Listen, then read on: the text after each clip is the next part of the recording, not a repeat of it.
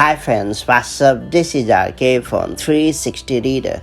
As of now, I'm going to show how to use live text to copy and share text in images on your Mac. In macOS Monterey or later, Apple introduced a feature called live text that can automatically recognize text when it appears in an image in Safari, Photos Preview, Quick Look, and elsewhere, allowing you to easily copy or share it. For example, if you have a picture in the Photos app of a storefront that shows a phone number, you can capture that number to add your contacts.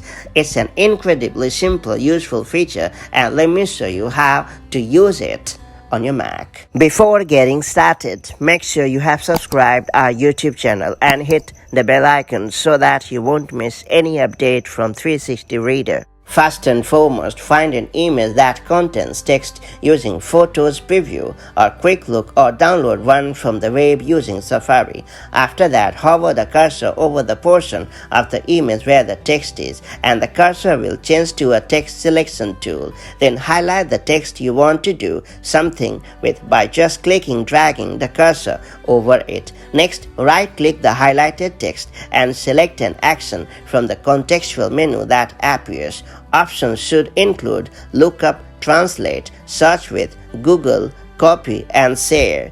If you copy the text, switch to an app that supports text input. Then right-click the editing window and select Paste, and you are good to go. That's pretty much it. So that's how you can use live text on your Mac running macOS Monterey or later. Now that you know how this handy feature works, make the most of it to easily copy and share text in images on your macOS device. If you found this video helpful, do like and share it, and I'll see you in the next video with more such handy macOS tips and tricks. Till then, stay safe and have a great time. Bye bye.